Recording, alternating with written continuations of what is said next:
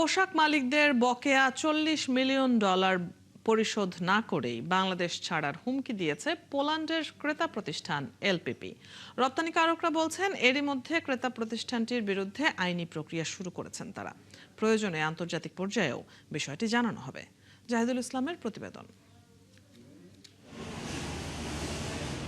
বাংলাদেশি পোশাকের অন্যতম বড় ক্রেতা পোল্যান্ড এলপিপি।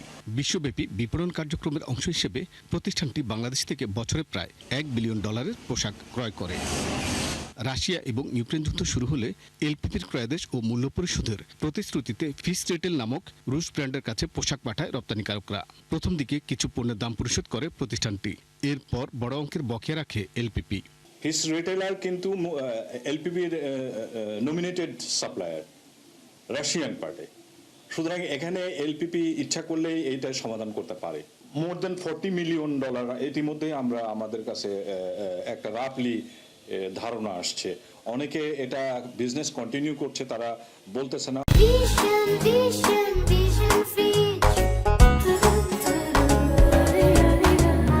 বিষয়টি নিয়ে কয়েক দফা চিঠি চালাচালি এবং আলোচনায় ফলাফল না পেয়ে এলপিপির বিরুদ্ধে মামলা করেছেন রপ্তানিকারকরা। এলপিপির কথায় অর্ডার নিয়েছি, এলপিপির কমিটমেন্ট ছিল এলপিপি পেমেন্ট দিবে। আমরা তো রাশিয়ার কাছ থেকে পেমেন্ট নিতে যাইনি, তাদেরকে সময় দেওয়ার চেষ্টা করেছি, তারা সময় নিয়েছে আজকে কালকে পরশু তরশু এভাবে এই মাস 2 মাস 3 মাস 6 মাস একটা বছর, প্রায় 1 বছর 2 মাস পরে আমরা মামলা করেছি। এখন মামলার পর পোশাক রপ্তানিকারকদের ইমেলের মাধ্যমে এলপিপি জানায় স্বাভাবিক পরিবেশ না থাকায় বাংলাদেশ থেকে ধীরে ধীরে ব্যবসা গুটিয়ে নেবে তারা, দেবে না নতুন ক্রয়াদেশও। পোশাক রপ্তানিকারকদের সংগঠন বিকেএমইএ বলছে এলপিপির অনৈতিক হুমকিতে শঙ্কিত নন তারা।